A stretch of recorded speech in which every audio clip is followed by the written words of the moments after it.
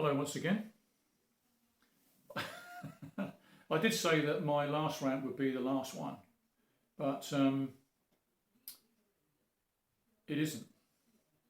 And the reason is because of the news getting even more propagandised. And I need to say a few things about that.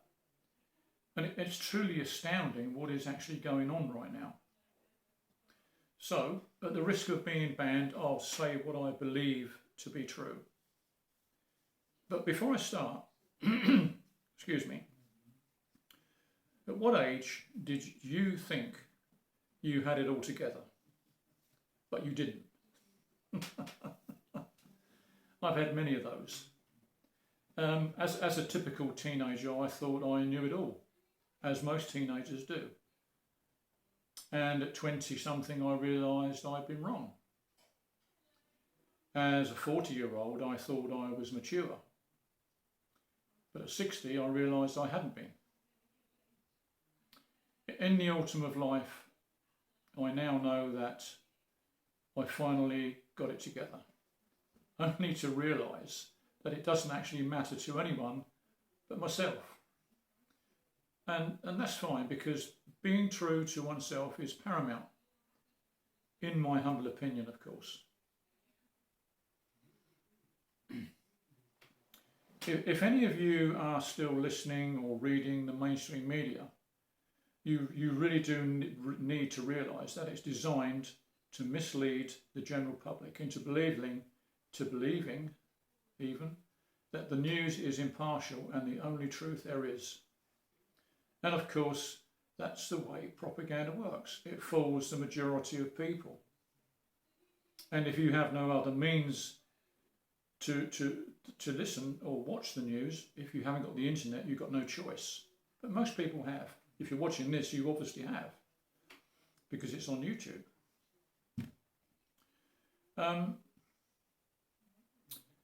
The British government, along with the compliant media, are right behind America and its relentless pursuit of the war in the East. And the war isn't about the country in the East. It's about America's hatred for a country even further in the East. And as I've said many times before, wars are all about what can be taken from someone else, and that is what is happening in a roundabout way. Don't be fooled otherwise. Europe, including Britain right now, is in total chaos. Make no mistake about that. That the pound and the euro have plummeted to an all-time low. Why? Well, according to Jeremy Hunt, that's our Chancellor, it's all down to the country in the East. Well, in a roundabout way it is, but not directly. It's purely down to the sanctions put on that country, and now those sanctions have backfired big time. And Europe is the sacrifice. And plus the fact, Jeremy Hunt is not a man I take seriously, because his previous government positions have been total failures. And this post won't be any different, I assure you. He now tells us that inflation is at 11%. Oh, really? Well, my household budget tends to disagree with that. It's more like 15 or 20, actually closer to 20%. But governments will never admit to that, of course. They won't admit to anything. Let's go back just a little bit and the destruction of a pipeline, 2 pipelines. And something most folk have forgotten about now because it's not important. Don't be fooled by this. It's all smoke and mirrors. What's happening here? When you were looking at this, it's happening over here.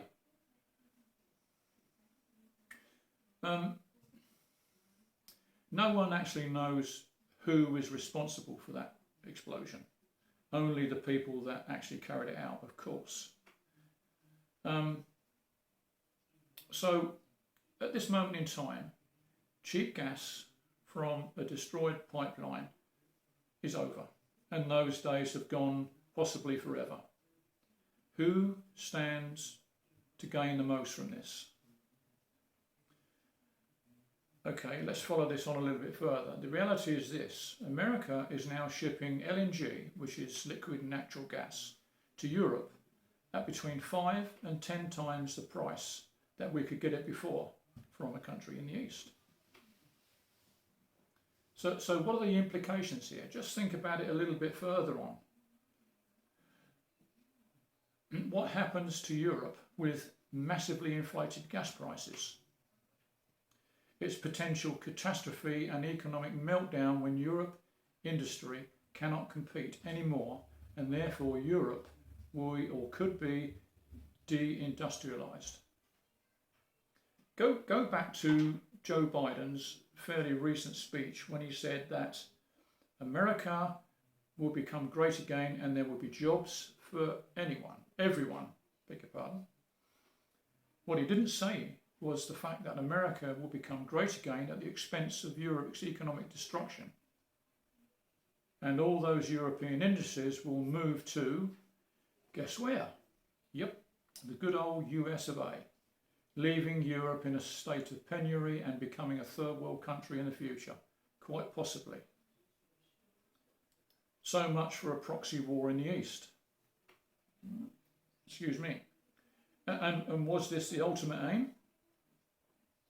If it was the ultimate aim, then the stars and stripes that Americans are so proud of should be changed to the skull and crossbones of the Jolly Roger, and that would reveal the true nature of a marauding nation that are unashamedly pirates. Just look at their warmongering history will reveal the true nature. Syria, Libya, Nigeria, Iraq, Afghanistan, all robbed for what they had. Maybe I shouldn't be too hard on a nation for its colonialism, because we in England have been just as guilty in the past.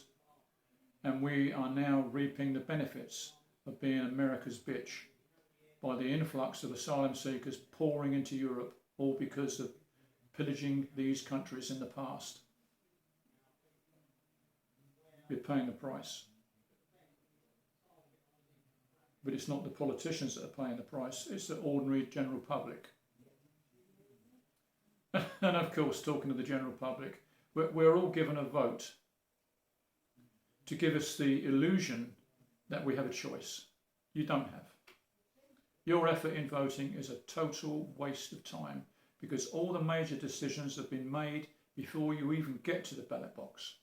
And all these decisions are made via lobbying by big banks, big tech and big pharma. Voters are just tadpoles in a pond of vicious carnivores waiting to eat you for lunch, dinner and tea. I'll give you a brilliant analogy of the voting public. It's not mine, it comes from a guy called Garland Nixon. He's the master of analogy.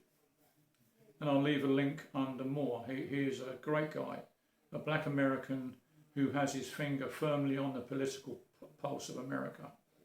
And he's worthy of a follow because he explains things in a down-to-earth manner anyone can follow and understand. And the analogy, briefly, is this. Just imagine we are all a flock of sheep. And as you know, the sheep spends his entire life fearing the wolf, only to be ultimately eaten by the very man who's taking care of them. But first, that man fleeces them for the wool and the warmth before he leading them down the garden path and cutting their throats to be spit roasted and covered in mint sauce. That is what Washington is about to do with Europe. You may think that this is some sort of conspiracy theory. Well, in my humble opinion, it sticks out like a sore thumb. It really does. And also, in my humble opinion, conspiracy theorists are usually people who see the truth long before everyone else does. In conclusion, the only way to change the system is to have a revolution. But that's not going to work either, because we would just be changing the devil for another devil we don't know. Just as an afterthought, the news coming in. The latest news is confusing from all sides, but it appears big things are happening in secret places. And it's my guess that talks are underway to negotiate a peace deal. But only time will tell, of course. In the meantime, have some downtime and whistle a happy tune, because our leaders won't be playing one anytime soon. Sleep tight, and thank you for watching. Give me a nut thumbs or just follow. It'll help the algorithm. Bye-bye.